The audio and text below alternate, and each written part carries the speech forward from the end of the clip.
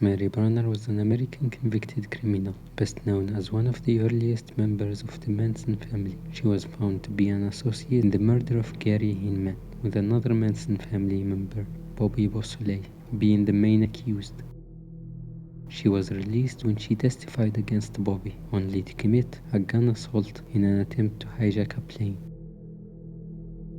Mary Brunner was born on December 17, 1943, in Eau Claire, Wisconsin, the eldest of 4 children to George and Elsie Brunner. She went to the University of Wisconsin and got a bachelor degree in history. After graduating, 23-year-old Mary headed west and took a job at the University of California Berkeley Library as an assistant. One day in 1967, when she was walking her dog, Mary met Charles Manson, a 32-year-old ex-convict, recently released after completing a 7-year sentence. She was the first woman to become a Manson follower and allowed him to move into her apartment, where the two became lovers. Mary then quit her job and the pair began to drift around California in a van and recruit others. Soon in April 15, 1968, she was pregnant with Charles Manson's son and gave birth to a boy named Valentine Michael Manson. After her arrest, fortunately for her child, he was sent to live with his maternal grandparents in Eau Claire, Wisconsin, after Mary's parents fought and were granted custody of her child. Shortly after the Tate LaBianca murders, when Michael was a year and a half old, he was sent here to Eau Claire, Wisconsin, to live with Mary Brunner's mother and father on this street. But in reality, Michael's grandparents became his mother and father, nurturing him, protecting him, loving him. Michael says it was the most important thing to happen in his life. I was given a second chance. You know, I was when I was very, very young. My first chance, or my first little world got rocked, and my parents gave me a second chance, and I really appreciate it. I love them a lot for it. I really do. Things fell apart in California. I would have ended up in a foster system, and Lord knows what could have happened there. But my grandparents took me in and treated me probably better than their own kids. And George and Elsie gave me what I needed to survive and thrive, and made sure that I was doing the right thing. I think they wanted to get rid of the Manson name because of school and make me a little more normal, you know, so I wasn't being pestered or bullied or that sort of thing, which didn't happen very much. I would expect these calls every Sunday from Mary, and of course that leads to questions. Okay, that's my real mother. Who's my real father? And they never would lie to me. They would tell me, and I'd ask them to tell me about him. No, he's a crazy guy, and I don't think they lied. They told me what I needed to hear. Yeah, I wish I would have at least got to know him a little bit, yeah. Later, Mary and Manson met 18-year-old Lynette Fromme in Venice, California, and the three began living together in a rented house at 636 Cole Street in San Francisco. Over the course of the following 2 years, the family enlarged to include 20 to 30 individuals, some believing in Manson and others drifted in and out of the group. Then the family settled back in California at Span Ranch. On April 21, 1968, Mary and family members Manson, Susan Atkins, Ella Jo Bailey, Diane Elizabeth, Nancy Laura Pittman, Bruce Van Hall, Marcus John Arneson, and Susan Scott were arrested near Little Sycamore Canyon in southern Ventura County, California. They were found nude around a campfire beside a 1952 bus stuck in a deep ditch that had been reported stolen in San Francisco on April 12. Manson was remanded into custody under the suspicion of grand theft auto and possession of 2 driver's licenses. Scott, Atkins, Lake, and Van Hall were charged with possessing fictitious and fraudulent driver's license. Pittman, Arneson, and Bailey were jailed on charges of disorderly conduct and not possessing proper identification. 5 other family members were released without being charged. Mary was booked on endangering the life and health of a child after her 1-week-old son, Valentine, was found by deputy improperly dressed and shivering. The baby was placed in the care of Ventura County General Hospital. Charges against Mary were later reduced to contributing to the delinquency of a minor, and she was given 2 years probation and a 15-day suspended jail sentence. She subsequently told authorities she planned to return to her parents' home in Wisconsin when Valentine was returned to her. Just a few months later, in June 1968, Mary, along with members of the Manson family, were arrested in Mendocino County, California, for supplying narcotics to minors. In July 1969, Mary witnessed Bobby Beausoleil stab Gary Hinman. Then she and Susan Atkins took turns smothering Hinman's face as he lay dying.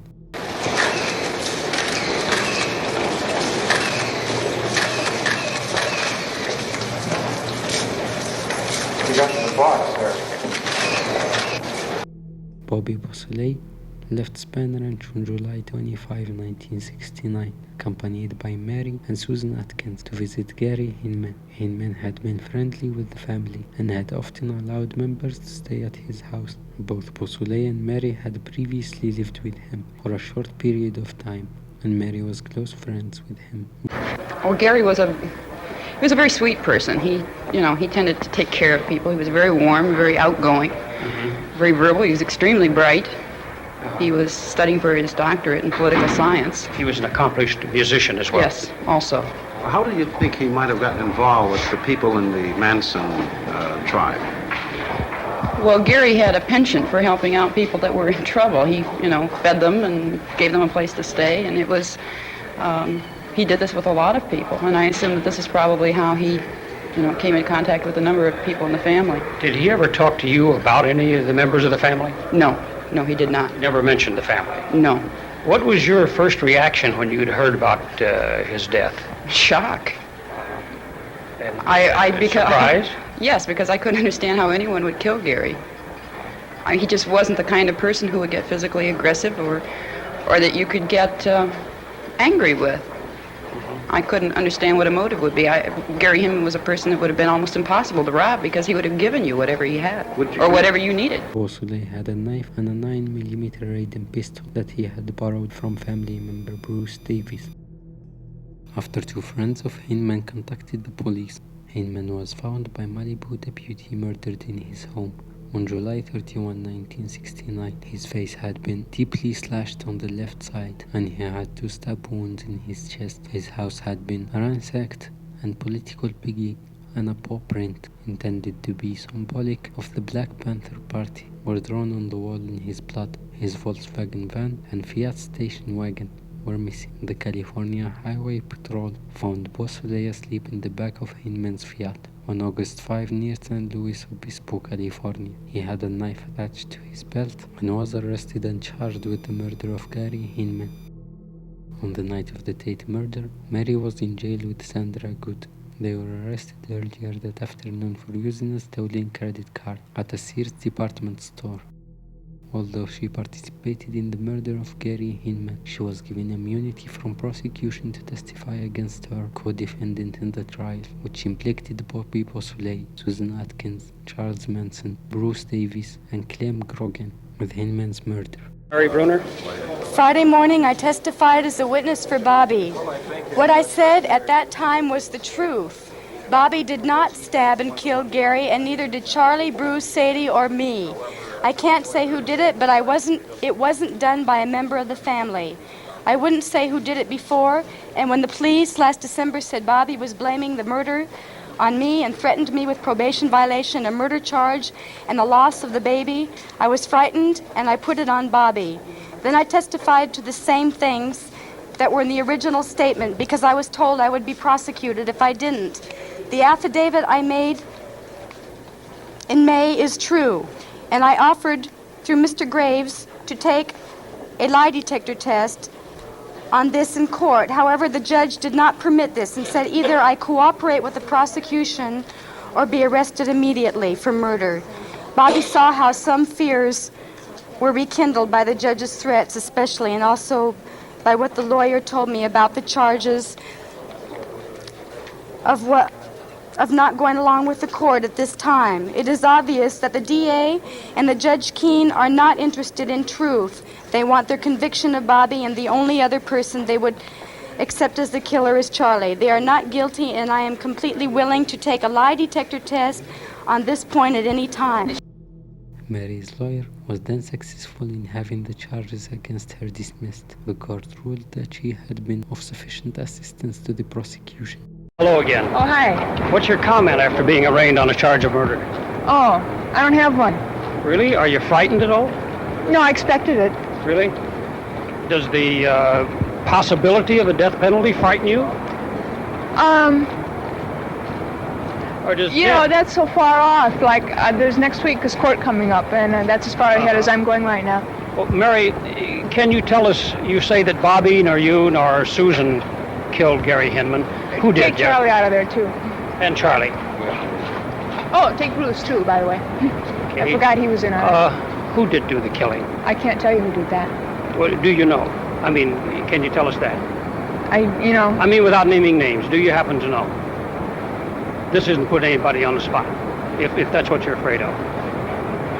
Do you really know who did it? Might say that, yeah. Do you know the motive for it? Wow, that's more than I want to get into. Okay. You know now that you may never see your baby again, or at least for a long, long time. Does this have any effect on you? Of course it has an effect on me. Did you think about this before you made your latest move? Yes. But you decided it was better to do it this way? That's right. You're 26 years old, I believe. That's right. Do you feel that your life has been wasted at all? You gotta be kidding. On August 21, 1971, Mary Brunner, accompanied by family members Catherine Sher, Dennis Rice, Charles Lovett, Larry Bailey, and Kenneth Como, drove a white van to a Hawthorne, California Western surplus store. Once inside the store, the group, under gun threats, ordered the store patrons and clerics, 2 customers and 3 employees, to lay on the ground. They then took 143 guns from the premises, loading them into their van, while a store cleric tripped a silent alarm. According to police officers, the group then debated whether to kill all of those in the store. Police alleged the group planned to hijack a Boeing 747 and threatened to kill 1 passenger every hour until Manson and fellow family members were released from prison. When police squad car arrived, Catherine opened fire on the vehicle, shattering the windshield. As more squad cars arrived, they blocked the van from fleeing the scene, spraying it with over 50 bullets. The family members fired nearly 20 rounds at the officers. When police finally gained control of the scene and apprehended the group, Mary Brunner, Catherine Sher, and Larry Bailey were injured. For the Hawthorne shootout, Mary received a sentence of 20 years to life. She was sent to the California Institution for Women, where other members Leslie Van Houten, Susan Atkins, and Patricia Krenwinkel were serving their sentence for their participation in the Tate LaBianca murder. In 1977, she was freed on parole. After spending 6 years in prison, following her parole, she stopped being in touch with the Manson family and changed her name to start a new life.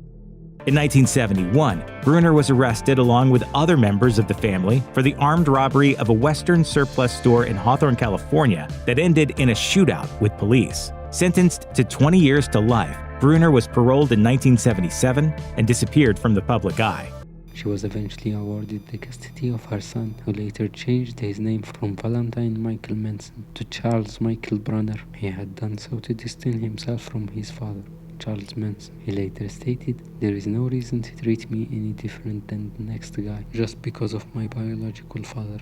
Mostly I think I get left alone more than the other person." You're looking at Charles Manson's flesh and blood.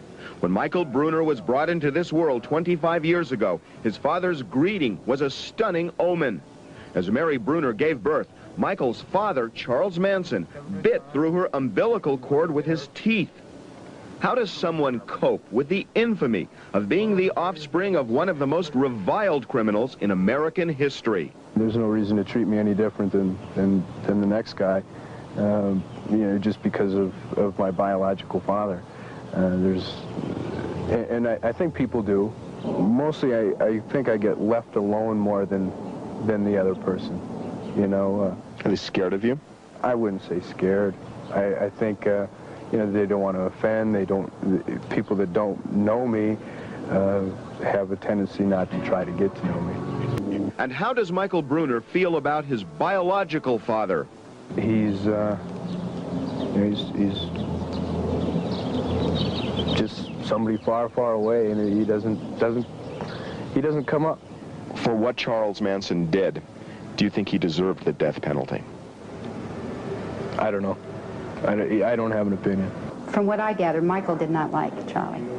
Charlie would put him through his paces, trying to take all fear away from him, throwing him up in the air and hanging him and from his feet and swinging him around and making sure he had no more fear. Until he stopped crying and totally gave up, Charlie would keep it up. In the early years, Michael's grandparents chose not to tell their grandson about his father or his heinous acts. When the secret was exposed, Michael was in the 3rd grade here at Arlington Heights Elementary School. Predictably, some of his classmates were cruel. Michael found notes with the words, "Your father is a murderer." That's when I did find out more about it, was when I got the notes. So, and I didn't find out too much, and I think I found out enough to satisfy my curiosity and let myself know that I don't need to know any more than I do. He just walked up to Mike and he said, "Is Charles Manson your dad?" And Mike just looks at him and is like, "Yeah, so?"